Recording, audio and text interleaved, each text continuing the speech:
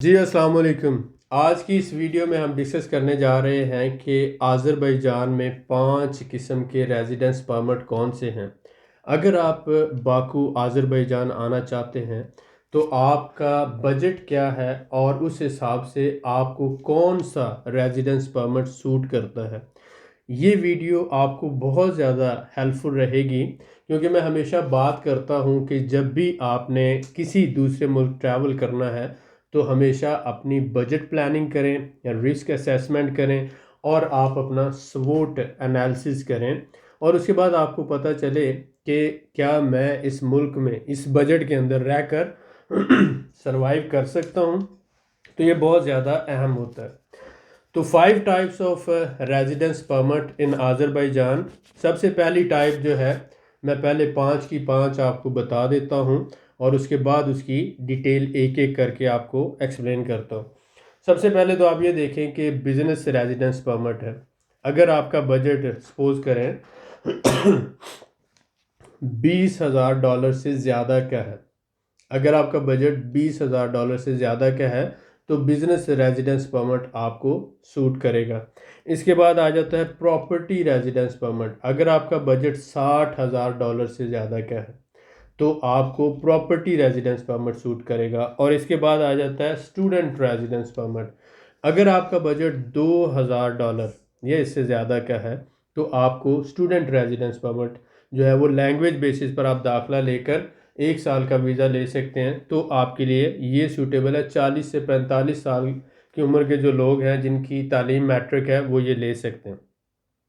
उसके बाद आ जाता है आपका वर्क परमिट। अगर आप अच्छी किसी कंपनी के यहाँ पर आते हैं विजिट वीज़ा पर और यहाँ पर आप फिर वर्क परमिट अप्लाई करते हैं तो कोई अच्छी कंपनी आपको स्पॉन्सर करती है जिसके ऑलरेडी कोई 100 200 300 वर्कर हैं और वो अफोर्ड कर सकती है तो आप वर्क परमिट ले सकते हैं। ऑलमोस्ट इसकी $2,000 से $3,000 तक कॉस्ट है। लेकिन जो इंडिया और पाकिस्तान में ये जो लोग कहते हैं कि वर्क वीज़ा पर ला रहे हैं वो 100% फ्रॉड होता है क्योंकि 1% से भी कम जो है वो यहाँ पे वर्क परमिट आप कहें कि ना होने के बराबर होता है। लेकिन ये एक ऑप्शन है।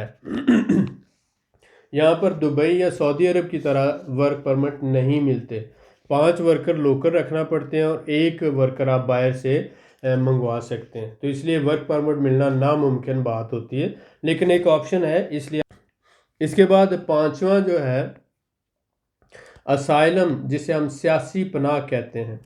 बहुत से लोग जो मजबूर हैं और जिनके पास पैसा भी नहीं है लेकिन उनके ऊपर केसेस हैं, अदालतों में केसेस हैं या एफआईआर्स कटी हुई हैं या उनको कोई सियासी थ्रेट है या कोई भी ऐसा इशू है तो वो आज़रबाईजान का वीज़ा आसानी से लेकर आज़रबाईजान आ सकते हैं और यहाँ पर यूएनओ के ज़रिए अपना स्टे अप्लाई कर सकते हैं।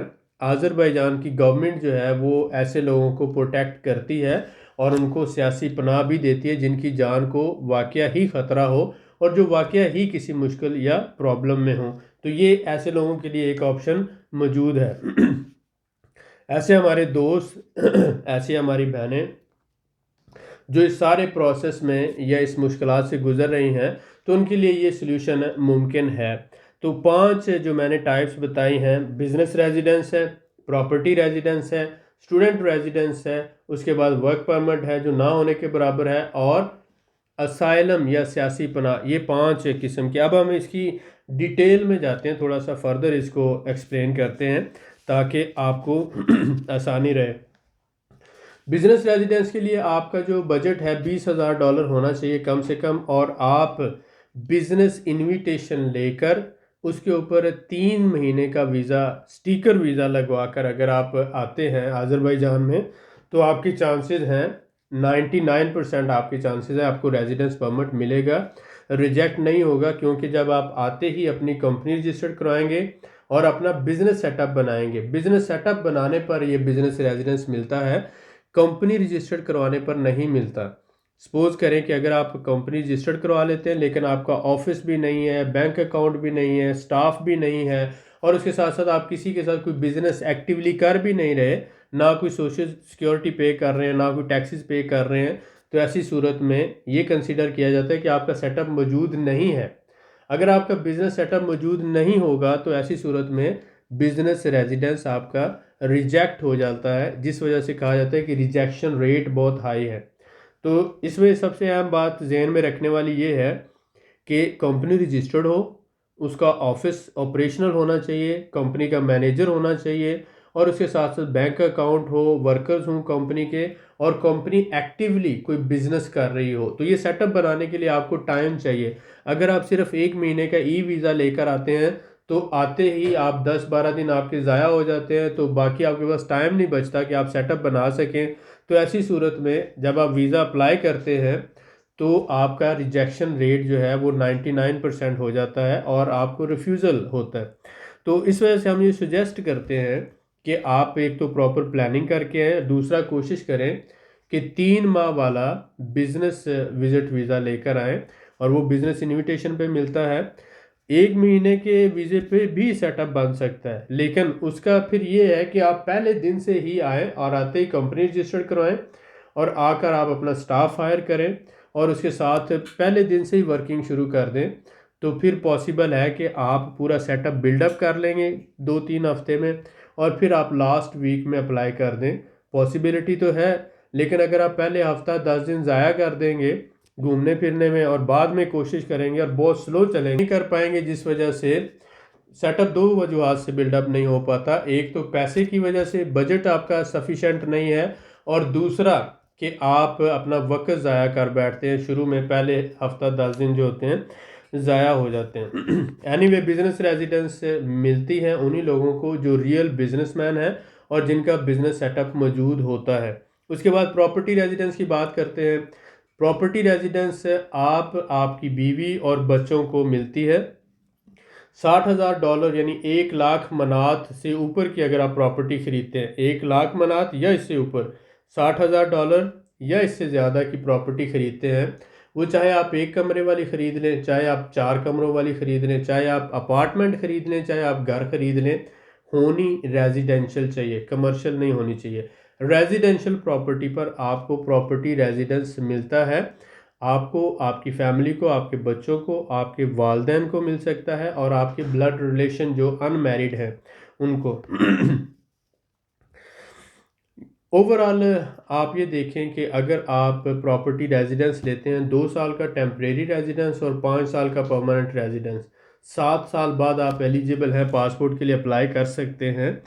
पासपोर्ट तब मिलेगा जब आप हर साल में 9 महीने आप आज़रबाईजान में ठहरे, और आपने साल में से 12 महीनों में से 9 महीने आज़रबाईजान में स्टे किया रहे, और 3 महीने आप बाहर रह सकते हैं। तो जब इस तरह की कैलकुलेशन करने के बाद, और आपका कोई क्रिमिनल रिकॉर्ड नहीं होना चाहिए, तो 7 साल के बाद आपको पासपोर्ट मिलता है। और ऑलमोस्ट 40 के करीब पाकिस्तानी पहले से पासपोर्ट ले चुके हैं, और बहुत से जो दूसरे भाई हैं, ईरान से भी है, बाकी ममालिक से भी हैं, उन्होंने पासपोर्ट लिए हैं और आज़रबाईजान पासपोर्ट देता है, ये बात कंफर्म है। अब दो बातें हमारी होगी कि अगर आपने बिजनेस करना है तो $20,000 से ज़्यादा का बजट होना चाहिए, बिजनेस सेटअप होना चाहिए। प्रॉपर्टी लेनी है तो $60,000 से ज़्यादा का बजट होना चाहिए, और आप प्रॉपर्टी लेकर प्रॉपर्टी रेजिडेंस ले सकते हैं। अब तीसरी बात करते हैं स्टूडेंट रेजिडेंस। ऐसे हमारे दोस्त जिनकी तालीम मैट्रिक है और एज 40 से 45 साल से नीचे है, तो वो लैंग्वेज कोर्स जो है, आज़रबाईजानी लैंग्वेज कोर्स या रशियन लैंग्वेज कोर्स में दाखला लेकर, वो ये लैंग्वेज कोर्स 6 महीने का होता है, 9 महीने का होता है और 1 साल का होता है।